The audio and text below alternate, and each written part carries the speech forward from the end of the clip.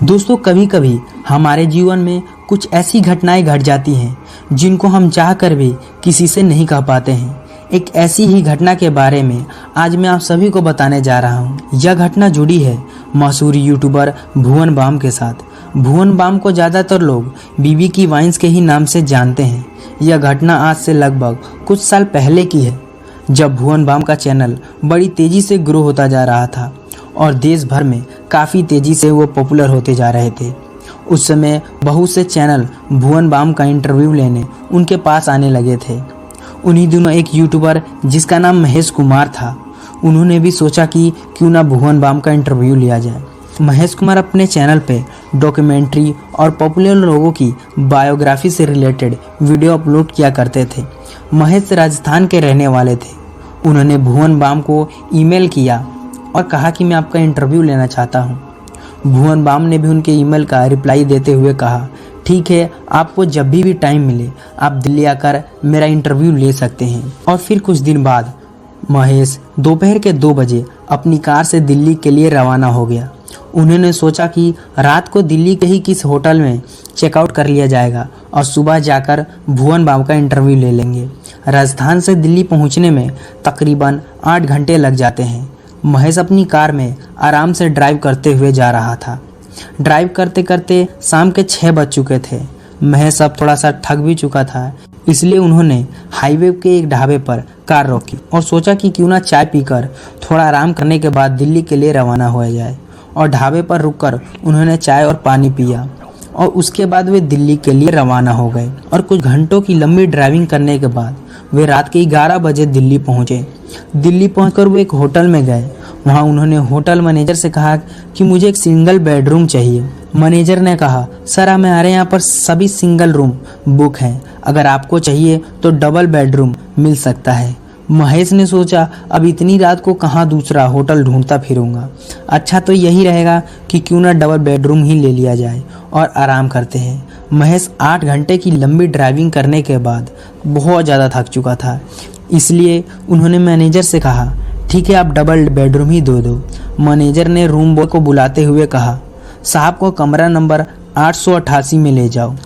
Manager ने room boy को बुलाते हुए कहा, साहब को 888 रूम नंबर तक छोड़ आओ। यह बात सुनकर रूम बॉय ने अभी कहा ही था, सर उसमें तो। तभी मैनेजर ने उसकी बात को काटते हुए कहा, तुमसे जितना कहा गया है उतना ही करो।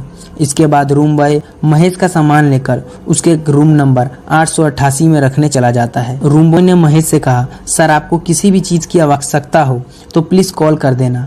महेश ने कहा ठीक है और अपनी जेब से एक 100 का नोट निकालते हुए रूम बॉय को हाथ में दे दिया। यह देखकर रूम बॉय ने कहा, साहब आप बहुत अच्छे आदमी हो, मैं आपको एक बात बताना चाहता हूँ। महेश ने कहा, हाँ बोलो, क्या कहना चाहते हो। इतने में होटल का मैनेजर वहां आ गया और चिल्लाते हुए कहा, कितनी देर हो गई है तुम्हें, मैं तुम्हारा कब से इंतजार कर रहा हूँ। नीचे कुछ क्लाइंट आए हुए हैं, उन्हें जाकर देखो।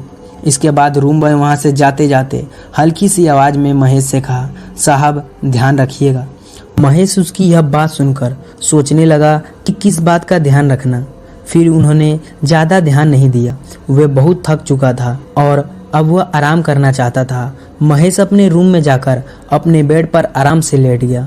महेश को सोए अब 3 घंटे हो चुके थे कि अचानक से एक जोर की आवाज़ के साथ उसकी नींद खुल गई। उन्होंने ऐसी आवाज़ मानो कभी सुनी ना हो। वह आवाज़ कमरे की खिड़की के शीशा टूटने जैसी थी। महेश एकदम से चौंक कर उठा और इधर उधर देखने लगा। कहीं भी कुछ भी दिखाई नहीं दे रहा था और ना ही कहीं शीशा टूटा हुआ था। सब कुछ पहले जैसा था। महेश ने सोचा कि शायद लगता है कोई सपना देखा होगा, लेकिन अब उसकी नींद उड़ चुकी थी। अब वह सोने की कोशिश करने लगा था, लेकिन उसे नींद ही नहीं आ रही थी।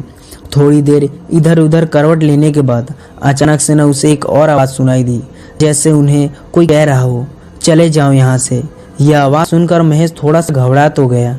उन्होंने फिर इधर उधर देखा पर उसे कुछ भी नजर नहीं आया। उन्हें कुछ समझ में नहीं आ रहा था कि आखिरकार ये आवाज़ कहाँ से आ रही है। उन्होंने सोचा शायद मेरा वहम होगा, लेकिन फिर थोड़ी देर बाद वह आवाज़ वापस आई, मैंने तुमसे कहा ना तुम यहाँ से चले जाओ, मैं तुम्हें नहीं छोड़ूंगी। और इतने में कमरे की लाइट बंद और चालू होना शुरू हो गया।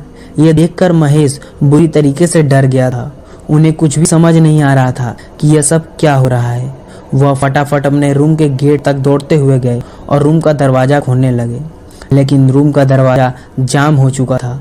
महेश बार बार दरवाजे के हैंडल को ऊपर नीचे कर रहे थे, मगर दरवाज़ा खुलने का नाम ही नहीं ले रहा था। तभी अचानक कमरे में एकदम से अंधेरा छा गया और कुछ भी नज़र नहीं आ रहा था। तभी अंधेरे में उन्हें दो चमकती हुई लाल आंखें नजर आई। यह देखकर महेश के रोंगटे खड़े हो गए और वे जोर जोर से चिल्लाने लगा, बचाओ बचाओ, लेकिन किसी ने उसकी आवाज़ तक नहीं सुनी। तभी अचानक कमरे की लाइट आ गई और उन्होंने देखा कि एक आदमी उनके ठीक सामने खड़ा है। उसकी शक्ल बहुत ही भयानक लग रही है और ये धीरे धीरे उनकी ओर बढ़ा आ रहा है। यह देखकर महेश जोर जोर से दरवाजे को बजाने लगा। तभी अचानक से रूम बॉय वहां आ गया और उसने झट से दरवाजा खोला। दरवाजा खोलते ही महेश बाहर निकला और नीचे की ओर दौड़ पड़ा। यह देखकर रूम बॉय भी उसके पीछे पीछे दौड़ने लगा। नीचे जाने के बाद महेश ने चैन की सांस ली, पर उन्हें अभी भी कुछ समझ में नहीं आ रहा था कि सब क्या हो रहा है। तभी उन्होंने सारी बात रूम बॉय को बताई। रूम बॉय ने महेश को बताया कि साहब, आज से लगभग 2 महीना पहले एक व्यक्ति ने इसी कमरे में पंखे से लटक कर अपनी जान दे दी थी। तब से यह कमरा बंद पड़ा है और आज इस मैनेजर ने यह कमरा आपको दे दिया। मैं आपको यही बात बताना चाह रहा था।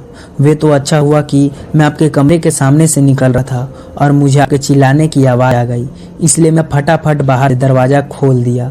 बाहर से किसी ने दरवाजे को लॉक कर दिया था। इसके बाद महेश थोड़ी देर वहीं बैठे रहे और उसकी नींद पूरी तरीके से उड़ चुकी थी। थोड़ी देर बाद अचानक उन्हें फिर से आवाज़ आई, चले जाओ यहाँ से, अगर बचना चाहते हो तो तुम सब यहाँ से चले जाओ, नहीं तो मर जाओगे। यह आवाज़ सुनकर मानो महेश के पैरों तले जमीन ही खिसक गई हो।